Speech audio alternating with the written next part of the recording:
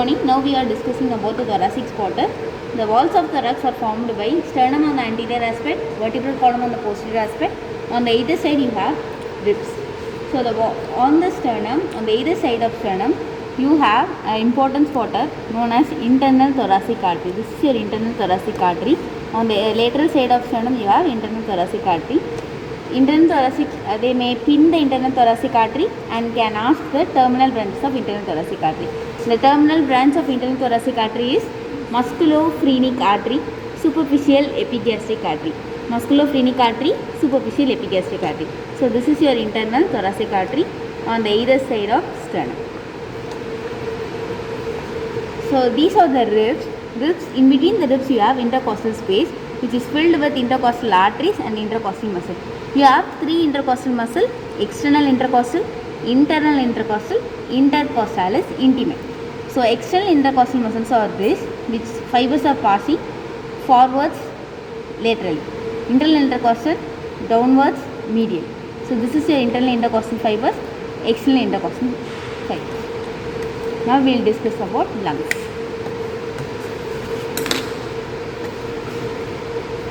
You have one pair of lung, that is your right lung and the left lung. So the difference between the right lung and left lung are, right lung has three lobes: upper lobe, middle lobe and the lower lobe. Superior lobe, middle lobe and lower lobe, and two fissures: horizontal fissure and oblique fissure. This is your horizontal fissure and this is your oblique fissure. Similarly, your left lung has only two lobes, upper lobe and lower lobe, and you have only oblique fissure. Now we will discuss about the spotters of right lung. Right lung, they may pin and ask about the lobes: three lobes, superior lobe, middle lobe and inferior lobe, and two fissures. So this is known as root of lung. This surface is known as mediastinal surface of lung. The lung has anterior surface, mediastinal surface. Anterior surface is otherwise known as costal surface, which is related to costal, that is rib. The mediastinal surface is related to the mediastinum, that is the space between the two lungs. So this is your mediastinal surface. The mediastinal surface is going to form the root of the lung. So this is your root of the lung, where your hilum is present. Hilum is the area where some structure enters into the lung and some structure exit out of the lung. So this is known as hilum of the lung. This is known as root of the lung. So the root of the lung consists of eparterial bronchus, hyparterial bronchus, pulmonary artery, superior pulmonary vein, inferior pulmonary vein. Eparterial bronchus, hyparterial bronchus, pulmonary artery, superior pulmonary vein, inferior pulmonary vein. Your bronchus has thick wall, so you can easily rule out between the artery and the bronchus. Bronchus has thick wall comparative to the artery. So this is your bronchus: eparterial bronchus, hyparterial bronchus, pulmonary artery, superior pulmonary vein and inferior pulmonary vein. From anterior to posterior you have superior pulmonary vein, pulmonary artery, bronchus and the inferior pulmonary vein. From above downwards you have eparterial bronchus, pulmonary artery, hyparterial bronchus, superior pulmonary vein and inferior pulmonary vein.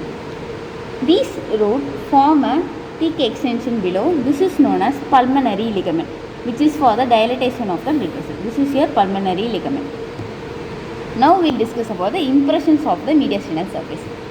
See, can you rule out a small impression?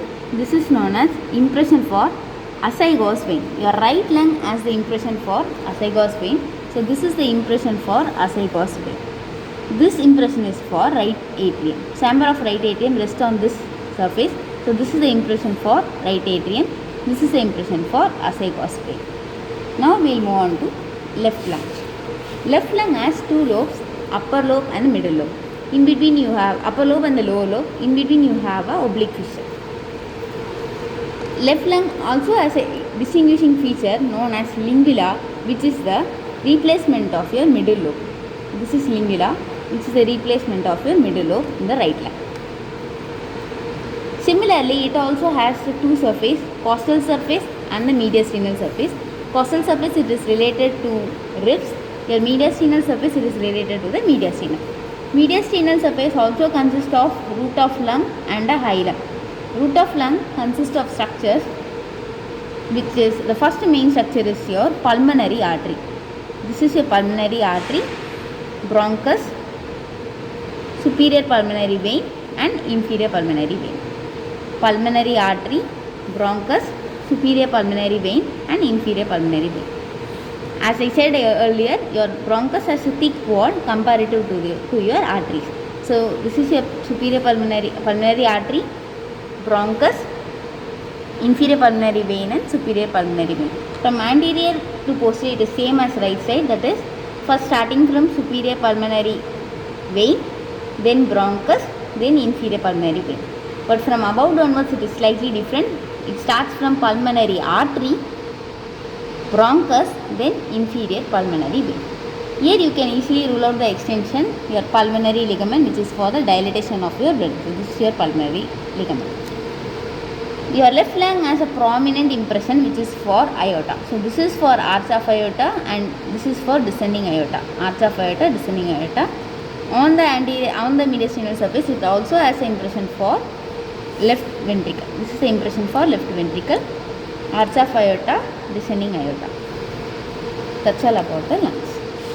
Now lungs has a outer covering known as pleura.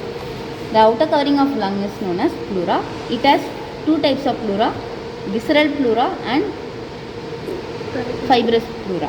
Visceral pleura is attached to the organ. Viscera means organ, so it is tightly adherent to the organ. The fibrous pleura is attached above the visceral pleura. In between the fibrous pleura and the visceral pleura, you have a gap that is filled with pleural cavity. Fibrous pleura, visceral pleura. In between two pleura, you have pleural cavity. Pleura is an important 5-mark question. You have fibrous pleura is again divided into 4: cervical pleura, costal pleura, diaphragmatic pleura, mediastinal pleura. Your fibrous pleura is again divided into 4: cervical pleura, costal pleura, diaphragmatic pleura and mediastinal pleura. It has two recesses, costodiaphragmatic recess. That is a gap. Recess means a potential space between your costal pleura and the diaphragmatic pleura, known as costodiaphragmatic recess. Similarly, you have another recess, costomediastinal recess, which is between your costal pleura and the mediastinal pleura. So pleura is the outer covering of lung. It is divided into two: fibrous pleura and visceral pleura. Fibrous pleura is also known as parietal pleura. Parietal pleura is further divided into 4: cervical pleura, costal pleura, diaphragmatic pleura, mediastinal pleura. Your two pleura has a recess. Recess is a potential space between your pleura. Your costal pleura and diaphragmatic pleura has a recess known as costodiaphragmatic recess. Similarly, your costal pleura and the mediastinal pleura has a recess known as costomediastinal recess. The space between the two pleura is known as pleural cavity. Fluid accumulation in the pleural cavity is known as pleural effusion, which is a clinical condition. Now we will move on to heart. The normal anatomical portion of heart is this. This is a normal anatomical portion of the heart. Heart consists of 4 chambers. You already know: right atrium, right ventricle, left atrium and left ventricle. Right atrium, right ventricle, left atrium, left ventricle. Heart consists of 3 surfaces: your sternocostal surface, inferior diaphragmatic surface and left surface. Sternocostal surface, inferior diaphragmatic surface and left surface. Sternocostal surface, that is related to your sternum and the ribs. Your diaphragmatic surface and inferior surface related to your diaphragm. Your left surface is placed on the left side. Heart is placed in the middle mediastinum in this portion. This is the portion of your human heart. The size of the human heart is 300 gram in male to 50 gram in female. So it approximately a size of your clenched fist. Approximately size of clenched fist. So now we will discuss more about the chambers. This is your right atrium, right ventricle, left atrium and left ventricle. Right atrium can be identified by a ear-shaped projection known as auricle. So this is your right auricle, and auricle means ear. So ear-shaped projection is known as auricle, right auricle. This is your right auricle. This is your right atrium. Right atrium has two openings. On the above it is as opening for superior vena cava. Below it has opening for inferior vena cava. So this is your inferior vena cava. This is your superior vena cava. This is your right atrium. It consists of ear-shaped projection known as right auricle. Above it has opening for superior vena cava. Below it has opening for inferior vena cava. In between your right atrium and right ventricle, you have anterior atrioventricular septum. This is your atrioventricular septum. It is present on the anterior aspect, so it is known as anterior atrioventricular septum. On the right side, it is known as right atrioventricular groove or atrioventricular septum. Left side simultaneously left atrioventricular groove or left atrioventricular septum. You have coronary artery in the AV groove. It's running along the AV groove. This is your AV groove, atrioventricular groove. You have coronary artery, which is the main blood supply of your heart, running along the AV groove. This is right ventricle, which occupies the most of the area of your anterior surface. That is your sternocostal surface.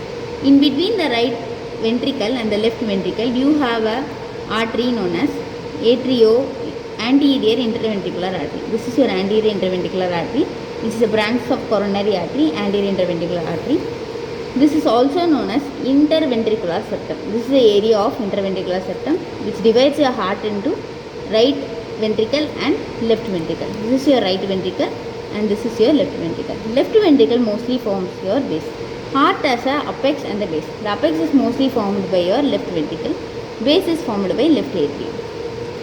So right ventricle, left ventricle, in between you have interventricular septum. This is your interventricular septum. Your anterior interventricular artery runs along the interventricular septum. On the posterior aspect, you have left atrium. Like right atrium, it also has an auricle known as left auricle. Auricle means an ear-shaped projection. It is present on the left side of the atrium, so it is known as left auricle. This is left atrium, it has left auricle. Left atrium can be identified by the openings of 4 pulmonary veins. You have 4 pulmonary veins. The 4 pulmonary veins opens in the left atrium. Now we will discuss more details about the right atrium.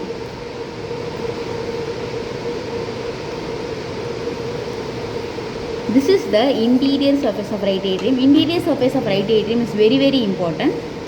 The line with joining the superior vena cava, inferior vena cava is known as sulcus terminalis. This line is known as sulcus terminalis, which is going to join your superior vena cava and inferior vena cava. The sulcus, when you cut through the sulcus terminalis, you can open the right atrium. This line is known as crista terminalis. Inside of the right atrium, it is divided into rough anterior part, smooth posterior part. Rough anterior part, smooth posterior part. Rough anterior part consists of muscle fibers, musculopectinate. This is our musculopectinate muscle fibers. Smooth posterior part again consists of openings of vena cordis minimi. Vena cordis minimi are small veins. These are small veins. Opening of small veins in the smooth posterior part. This is vena cordis minimi. You have an important structure in the smooth posterior part, that is fossa ovalis, which is a replacement of foramen ovale in fetal period. This is fossa ovalis. The boundary of fossa ovalis is limbus fossa ovalis. Fossa ovalis, limbus fossa ovalis. This is fossa ovalis, and the boundary is limbus fossa ovalis. You have an opening for vena cordis minimi. In between the right atrium and the right ventricle, you have a wall known as tricuspid valve. Can you able to rule out the tricuspid valve? This is the tricuspid valve. You have 3 cusp-like structure, tricuspid valve. Similarly, on the left side you have bicuspid valve. This is the important structure known as aorta. Aorta has 3 parts: ascending aorta, arch of aorta, descending aorta. This is your pulmonary trunk. This vessel is your pulmonary trunk. This is your aorta. Aorta consists of ascending aorta, arch of aorta, descending aorta. Arch of aorta is again divided into 3. First is a branch for brachiocephalic trunk, left common carotid artery, left subclavian artery. Brachiocephalic trunk, left common carotid artery, left subclavian artery. Brachiocephalic trunk, left common carotid artery, left subclavian artery. The outer covering of heart is known as pericardium. It is again divided into parietal pericardium and visceral pericardium, like your pleura. Important features spotters are your arch of aorta and its branches, your coronary artery, arch of aorta and its branches, your coronary artery, and interior of the right atrium. They may pin and ask about the features of right atrium: fossa ovalis, limbus fossa ovalis, venae cauda minimi, musculopectinate. On the posterior aspect of your heart, the three septum meets. This is your and posterior interventricular septum between the two ventricles. On the posterior aspect it is present, that is posterior interventricular septum, posterior atrioventricular septum. All the three septum meets at a point, and this point is known as crux of heart. CRUX, crux of heart, where all the three septums of the heart meet at a point forming the crux of heart. So that's all about the features of heart. Thank you.